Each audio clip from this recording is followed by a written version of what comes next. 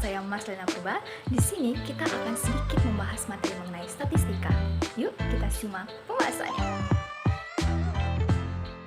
Oke, kita mulai saja ya dari pembahasan pertama, yaitu mengenai memahami pengertian dasar dari statistika. Nah, pertama kita harus tahu dulu nih, sebelum kita bahas statistika lebih dalam, kita harus tahu apa sih statistika itu.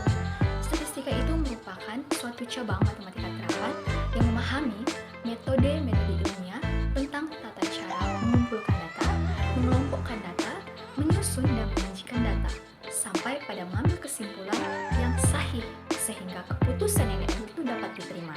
Nah, dari uraian di atas everyone, secara umum statistika itu dapat dibagi menjadi dua macam.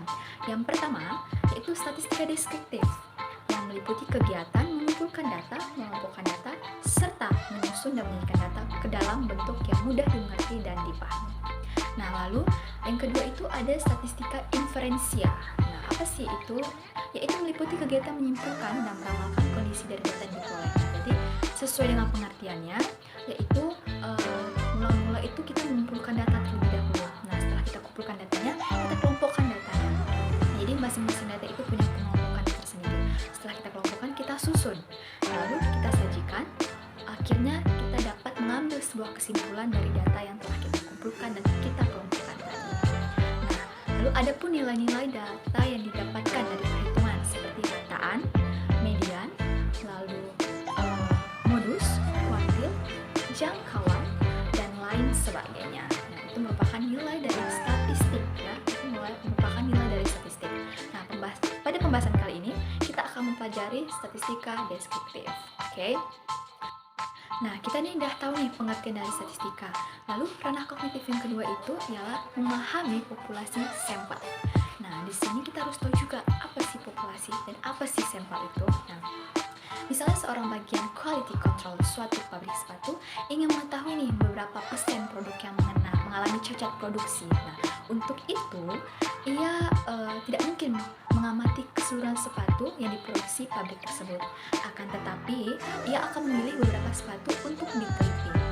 Beberapa sepatu yang dipilih untuk diteliti itu disebut sampel. Jadi ada objeknya ya untuk diteliti, itu disebut sampel. Nah, sedangkan keseluruhan sepatu tadi yang diproduksi pabrik tersebut disebut juga populasi. Jadi semua produksi sepatu itu disebut populasi, dan salah satu yang diteliti itu disebut sampel atau contohnya. Nah, pada saat pengambilan sampel, ada beberapa hal yang harus kita perhatikan agar sampel tersebut memberikan gambaran dari populasi. Yang pertama, ukuran sampel. Nah, jika sampel terlalu sedikit, maka ada kemungkinan sampel tidak merepresentasikan populasi secara benar. Sampel juga jangan terlalu besar, karena sampel yang besar akan memerlukan waktu, tenaga, dan biaya yang besar pula. Nah, jadi harus seimbang ya, tidak boleh terlalu sedikit dan juga tidak boleh terlalu banyak. Lalu yang kedua, metode pengambilan sampel. Nah, perlu kita ingat bahwa pengambilan sampel itu dilakukan secara acak atau random, tidak diteliti secara acak random. Artinya, tiap objek dalam populasi mempunyai kesempatan yang sama untuk terpilih sebagai sampel. Jadi dia tidak langsung dituju nih pada satu sampel saja, tapi dilakukan secara random, itu secara acak. Oke, pembahasan selanjutnya kita sudah tahu pengertian statistika, kita sudah tahu apa itu yang disebut populasi ataupun sampel. Kita masuk ke ranah memahami teknik pengambilan datanya. Nah, jadi teknik pengambilan data dan penarikan sampel atau teknik sampling merupakan suatu cara atau teknik yang digunakan dalam menentukan sampel penelitian. Penentuan dan pengambilan sampel harus sesuai dengan ukuran sampelnya, nah, yang akan dijadikan sumber datanya, agar data atau sampel yang diperoleh dapat mewakili populasi yang bersifat representatif tersebut. Terdapat beberapa tujuan serta tahapan dalam pengambilan sampel. Pengambilan sampel bertujuan untuk membantu peneliti dalam mengatasi keterbatasan yang dapat peneliti jumpai di lapangan. Seperti yang pertama itu, apabila populasi terlalu banyak atau jangkauan terlalu luas sehingga tidak memungkinkan bagi kita untuk melakukan pengambilan data pada seluruh populasi. Yang kedua, terkendala dalam hal keterbatasan tenaga seperti yang kita bahas tadi, tenaga, waktu, dan biaya. Nah, Lalu yang ketiga itu adanya asumsi awal bahwa keseluruhan dalam populasi bersifat seragam, sehingga bisa diwakili oleh beberapa sampel yang akan kita ambil. Adapun cara mengambil sampel, yang pertama itu kita harus mengidentifikasi populasi yang akan kita amati ya. Jadi pertama kita harus identifikasi dulu populasinya. Lalu yang kedua, menentukan kerangka sampel dan kumpulan semua peristiwa yang dapat terjadi. Nah, lalu yang ketiga itu menentukan teknik atau metode sampling yang tepat. Jadi kita harus tahu metode apa yang harus kita gunakan. Lalu yang keempat itu melakukan pengambilan sampel. Jadi kita sudah tahu metodenya, lalu kita harus pilih sampelnya, yaitu mengumpulkan datanya. Lalu yang kelima, melakukan pemeriksaan ulang pada proses sampling. Jadi setelah kita pilih, kita juga harus periksa ulang apakah yang proses tadi itu sudah benar atau belum. Nah, macam teknik pengambilan sampel itu secara garis besar, metode pengambilan sampel terbagi menjadi dua, yaitu probability sampling atau random sample, yaitu teknik pengambilan sampel secara acak, ya, tidak dipilih-pilih. Lalu yang kedua itu non-probability sampling atau non-random sample, yaitu teknik pengambilan tidak acak, atau sudah kita tentukan dari awal nih bahwa ini nih sampel yang akan kita gunakan, seperti itu. Oke, selanjutnya kita akan bahas ranah kognitif yang keempat, yaitu memahami variabel dan jenis-jenisnya. Nah, variabel penelitian adalah karakter. Jadi karakter, atribut atau segala sesuatu yang terbentuk atau yang menjadi perhatian dalam suatu penelitian, sehingga mempunyai variasi antara satu objek antara satu objek dengan objek yang lain atau kelompok tertentu. Kemudian ditarik kesimpulannya. Nah, variabel merupakan sesuatu yang menjadi objek pengamatan penelitian. Sering juga disebut sebagai faktor yang berperan dalam penelitian atau gejala yang akan kita teliti. Nah, apa sih hubungan variabel dalam penelitian? Nah, variabel penelitian adalah objek yang menjadi titik perhatian. Nah, variabel penelitian terdiri dari variabel terikat, variabel bebas, variabel moderator, variabel kontrol, dan variabel antara atau intervening. Ya, ada penjelasan masing-masing tersebut, kita akan bahas satu persatu. Yang pertama itu variabel terkait. Nah, variabel terkait ini juga disebut dengan dependent variable, adalah variabel respon atau output. Nah, disebut juga output, kriteria, konsekuen adalah variabel yang dipengaruhi atau yang menjadi akibat karena adanya variabel bebas. Nah, variabel terikat tidak dimanipulasi, melainkan diamati variasinya sebagai hasil yang dipradugakan berasal dari variabel bebas. Biasanya variabel terikat ini adalah kondisi yang hendak kita jelaskan. Nah, dalam eksperimen, variabel bebas adalah variabel yang dimanipulasikan atau dimainkan oleh pembuat si eksperimen. Lalu yang kedua itu variabel bebas, yaitu merupakan disebut juga independent variable. Jadi variabel bebas yang diduga sebagai sebab munculnya variabel terikat yang tadi ya balikannya. Nah, mereka mempunyai hubungan yang berkaitan satu sama lain. Variabel bebas juga disebut juga sebagai variabel stimulus, prediktor, dan antecedent. Variabel bebas adalah variabel yang mempengaruhi atau yang menjadi perubahan atau timbulnya variabel terikat. Variabel bebas ini biasanya dimanipulasi, diamati, dan diukur untuk diketahui hubungannya atau pengaruhnya dengan variabel lainnya. Oke, kita lanjut ke variabel yang ketiga, yaitu variabel moderator, di mana merupakan variabel antara. Itu sebuah tipe khusus variasi bebas, yaitu variabel bebas sekunder, yang diangkat untuk menentukan apakah ia mempengaruhi hubungan antara variabel bebas, primer, dan variabel terikat. Nah, variabel moderator ini adalah faktor yang diukur, dimanipulasi, ataupun dipilih peneliti untuk mengungkapkan apakah faktor tersebut mengubah antara variabel bebas dan variabel terikat. Nah, jika peneliti ingin mempelajari pengaruh variabel bebas X terhadap variabel terikat Y, tapi ragu-ragu apakah hubungan antara X dan Y itu berubah karena variabel Z, maka Z dapat dianalisis sebagai variabel moderator. Lalu variabel yang keempat itu adalah variabel antara atau intervening. Uraian tentang variabel di depan merupakan variabel-variabel yang konkret atau nyata. Variabel bebas, variabel moderator, kontrol masing-masing dapat dimanipulasi oleh peneliti dan dapat diamati atau diukur pengaruhnya terhadap variabel terikat. Nah, apabila suatu variabel ingin diketahui pengaruhnya terhadap variabel terikat, ternyata tidak dapat diamati atau diukur karena terlalu abstrak, maka variabel tersebut biasanya dipandang sebagai variabel antara atau intervening. Lalu yang kelima itu ada variabel diskrit. Nah, variabel ini disebut juga variabel nominal atau variabel kategori karena hanya dapat dikategorikan atas dua kutub yang berlawanan, yakni ya dan tidak. Misalnya, dia wanita tidak wanita, atau dengan kata lain wanita pria, hadir dan tidak hadir, atas bawah. Angka-angka digunakan dalam variabel diskrit ini yang dapat dioperasikan untuk menghitung frekuensi yang muncul. Lalu yang keenam itu variabel kontinum. dapat dipisah menjadi 3 jenis variabel kecil, yaitu variabel kardinal, yaitu variabel yang menunjukkan tata urutan berdasarkan tingkat, misalnya sangat tinggi, tinggi, pendek. Nah, untuk sebutan lain adalah variabel lebih kurang, karena yang satu punya kelebihan dibandingkan yang lain. Lalu yang kedua itu variabel interval, variabel yang punya jarak, ya namanya saja sudah interval, punya jarak. Jika dibanding dengan variabel lain, sedang jarak itu sendiri dapat diketahui dengan pasti. Misalnya suhu udara di Garut 31 derajat Celcius, suhu tubuh kita 37 derajat Celcius, maka Celsius suhu adalah 6 derajat Celcius. Lalu kita akan membahas ranah kognitif yang kelima, yaitu memahami penyajian data dalam tabel distribusi frekuensi. Nah, untuk data yang berukuran besar, maka lebih mudah jika kita sajikan dalam bentuk tabel distribusi frekuensi. Jika ada data kuantitatif dibuat menjadi beberapa kelompok, maka akan diperoleh daftar distribusi frekuensi. Distribusi frekuensi adalah penyusunan suatu data mulai dari terkecil sampai dengan terbesar dengan membagi banyaknya data dalam beberapa kelas. Tabel frekuensi adalah tabel yang menunjukkan atau memuat banyaknya kejadian atau frekuensi dari suatu kejadian. Tabel distribusi frekuensi adalah statistika untuk menyusun data dengan cara membagi nilai observasi ke dalam kelas-kelas dengan interval tertentu atau dengan jarak tertentu. Ada langkah-langkahnya. Yang pertama, tentukan dulu daerah jangkauan atau range, dilambangkan dengan R. Itu data terbesar sampai data terkecil. Yang kedua, tentukan banyaknya kelas atau kelompok, ya, dilambangkan dengan K. Lalu tentukan interval kelas, dilambangkan dengan I, yaitu interval, ya, dilambangkan dengan I. Lalu yang keempat, tentukan batas kelas, yaitu batas atas dan batas bawah kelas. Lalu yang terakhir, tentukan tepi kelas. Nah, tepi kelas atas sama dengan batas atas kelas ditambah 0,5. Tepi bawah kelas itu sama dengan batas bawah kelas dikurang 0,5. Lalu pembahasan yang keenam itu memahami ilmu pemusatan data. Nah, dalam ilmu statistika terdapat dua ukuran, yaitu ukuran pemusatan dan ukuran penyebaran data. Ukuran pemusatan data yaitu suatu nilai tunggal yang mewakili suatu kumpulan data dan menunjukkan karakteristik dari data tersebut. Dan ukuran penyebaran adalah suatu ukuran untuk mengetahui seberapa jauh penyebaran dari nilai-nilai rata-rata tersebut. Nah, ada jenis-jenis ukuran pemusatan data, yaitu yang pertama mean. Mean juga disebut sebagai rata-rata hitungan. Yang kedua median, nilai tengah setelah data diurutkan dari nilai terkecil hingga terbesar. Yang keempat ada modus, ya, bukan modal dusta, tapi nilai yang paling sering muncul atau nilai yang punya frekuensi tertinggi. Yang keempat itu ada geometric mean. Nah, mengukur laju perubahan variabel dari waktu ke waktu.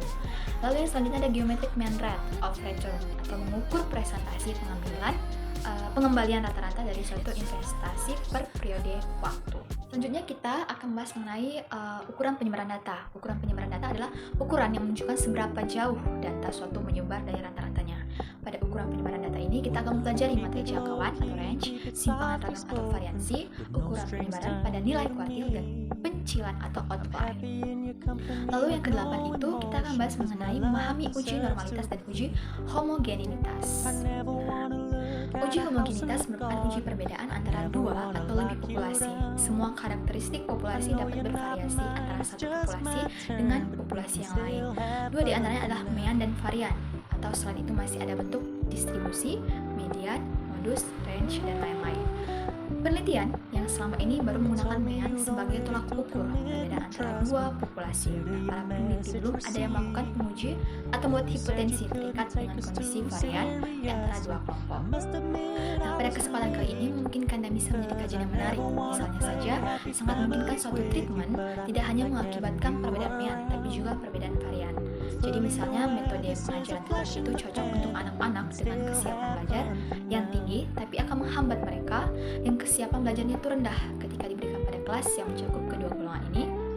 Maka siswa yang memiliki kesiapan belajar tinggi itu akan terbantu sehingga skornya akan lebih tinggi. Sementara yang kesiapan belajar itu rendah akan terhambat sehingga skornya juga akan lebih rendah. Nah, karena yang satu mengalami peningkatan skor, sementara yang lain penurunan, ini berarti variasi dalam kelompok itu makin lebar, sehingga variasinya akan membesar. Ranah kognitif selanjutnya yaitu memahami uji realitas dan uji daya beda. Realitas berasal dari kata reality. Arti dari reality sendiri ialah suatu pengukur menurut Walliser pada tahun 1987. Sugiharto dan Situnjang menyatakan bahwa realitas menunjuk pada suatu pengertian bahwa instrumen yang digunakan dalam penelitian untuk memperoleh informasi yang digunakan itu dapat dipercaya sebagai alat pengumpul data dan mampu mengungkap informasi yang sebenarnya di lapangan. Nah, Ghazali juga menyatakan bahwa realitas adalah alat ukur mengukur suatu kuesioner yang merupakan indikator dari perubahan atau konstruk. Suatu pensioner dikatakan reliable atau handal jika jawaban seseorang terhadap pernyataan adalah konsisten atau stabil dari waktu ke waktu. Jadi tidak ada perubahan gitu ya. Reliabilitas suatu tes merujuk pada derajat stabilitas, konsistensi, daya prediksi, dan akurasi. Pengukuran yang memiliki reliabilitas yang tinggi adalah pengukuran dapat menghasilkan data yang reliable. Tinggi rendahnya reliabilitas itu secara empirik ditunjukkan oleh suatu angka yang disebut nilai koefisien reliabilitas. Reliabilitas yang tinggi ditunjukkan dengan nilai RXX mendekati angka 1. Kesepakatan secara umum reliabilitas yang dianggap sudah cukup memuaskan jika besar kurang itu 0,700. Nah, pembahasan kognitif yang terakhir itu memahami uji T dan produk moment. Nah, uji T dikenal dengan uji parsial, yaitu untuk menguji bagaimana pengaruh masing-masing variabel bebasnya secara sendiri-sendiri terhadap variabel terikatnya. Nah, uji ini dapat dilakukan dengan membandingkan T hitung dengan T tabel atau dengan melihat kolom signifikasi pada masing-masing T hitung. Proses uji T diidentifikasi dengan uji F atau lihat perhitungan SPSS pada coefficient regression full model atau enter, atau bisa diganti dengan uji metode step quiz. Seperti kita telah pelajari pada berbagai artikel dalam website statistikian, bahwa ada banyak sekali yang membahas tentang uji F dan uji T. Pertanyaannya, sebenarnya apakah yang dimaksud dengan uji F dan uji T tersebut? Di atas kita telah pelajari sebagian dari maksud dengan untuk menjawab pertanyaan ini. Namun perlu distatistikkan jelas bahwa sebenarnya uji F dan uji T itu tidak hanya sebatas dari apa yang telah kita bahas di atas, di mana di atas bahas tentang uji F dan uji T dalam konteks analisis regresi linear. Namun dalam konteks yang lain bisa jadi ada dalam berbagai jenis analisis, misalnya uji ANOVA, ANTINOVA, MANOVA juga terdapat nilai F, dan ada uji beda dua sampel berpasangan yaitu paired t-test dan uji beda dua sampel bebas yaitu independent t-test juga ada nilai T. Oke everyone, itulah tadi 10 ranah kognitif. Nah selanjutnya kita akan membahas atau mengambil salah satu contoh soal yang merupakan masih dalam ranah materi statistika. Berikut contoh soal penjelasannya. Oke, di sini kita akan menjelaskan salah satu bentuk soal yaitu mengenai median distribusi bergolong, di mana rumusnya ialah ME sama dengan BB ditambah P dibagi setengah N dikurang C FD per FD. Ya, jadi ini rumus untuk mencari median distribusi bergolong ya, median. Nah, gimana keterangannya untuk ME itu ialah nilai median berada. Ya, jadi ME itu median berada. Lalu untuk BB itu batas bawah kelas di mana nilai median berada.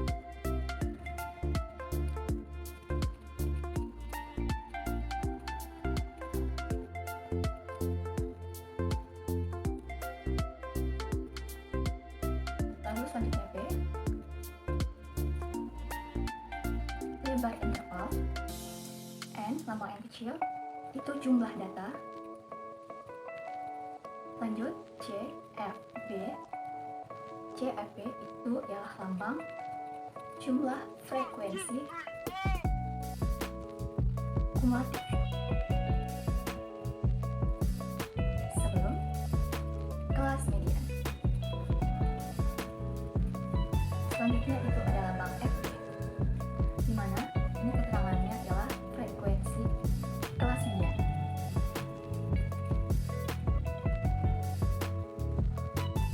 Oke, nah jadi kan kita udah tahu nih kalau misalnya rumus dari median, mencari median itu adalah sama dengan BP yaitu batas bawah kelas di mana median berada ditambah P lebar interval dibagi setengah N yaitu jumlah data dikurang CFD yaitu jumlah frekuensi kumulatif sebelum kelas median per FD yaitu frekuensi kelas median. Nah di sini ada contoh soalnya yaitu diketahui data distribusi frekuensi itu sebagai berikut. Dan nilai pertama itu 60 sampai 64 yaitu frekuensinya 2, 65 sampai 69 itu frekuensinya 6, 70 sampai 74 itu frekuensinya 15, 75 sampai 79 itu frekuensi 20, nilai 80 sampai 84 frekuensi 19, 85 sampai 89 frekuensi 7, 90 sampai 94 frekuensi 4. Nah, ditanya berapakah nilai median Jadi nilai median yang ditanya yaitu MS sama dengan BP ditambah P dibagi setengah N dikurang C FB per FD. Nah teman-teman, kita kan udah tahu nih tadi gimana rumus dari cara mencari nilai median. Lalu langsung saja yuk kita jawab pertanyaannya. Nah, yang pertama yang harus kita cari itu adalah nilai dari interval yang mana setengah N menjadi setengah 70 sama dengan 35. Nah, median itu terletak di interval 75 sampai 79 ya. Ini median terletak di interval 75 dan 79. Lalu cara yang kedua yaitu kelas median, yaitu BB ya, B besar lambang B kecil. Jadi yang pertama yang kedua, cari batas bawah kelas mediannya. Nah, yaitu sama dengan setengah 1/2 dikali 74 ditambah 75 sama dengan 74,5. Ini cara yang kedua. Lalu cara yang ketiga, hitung lebar interval. Kalau itu lambangnya tadi adalah B besar sama dengan 75 sampai 79. Lalu sama dengan 5. Ini kata sampai ya. 75 sampai 79. B itu lebar interval 75 sampai 79 sampai adalah 5.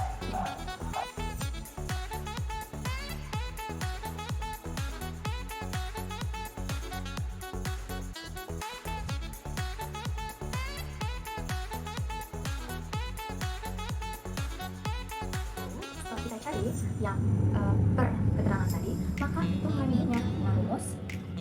Kita masukkan di rumusnya. MS sama dengan BB ditambah D kali setengah N dikurang CFD per FD. P masukin coba sama dengan 74,5 ditambah P nya adalah 5 dikali setengah, masukin rumusnya setengah, N nya adalah dikali 70 dikurang 23 CFD 23 per 20. Maka N-nya sama dengan, ini semua itu dijumlahin ya teman-teman. Maka hasil akhirnya nilai median N-nya sama dengan 77,5. Mudah kan? Baiklah everyone, kita tadi sudah mendengar beberapa penjelasan mengenai ranah kognitif dan juga kita sudah membahas salah satu soal yang berkaitan dengan materi statistika. Nah, semoga saja apa yang sudah saya paparkan tadi dapat bermanfaat untuk pendengar dan juga untuk saya terutama. Nah, lebih dan kurang saya mohon maaf. Sekian dan terima kasih. Goodbye. Thank you for watching.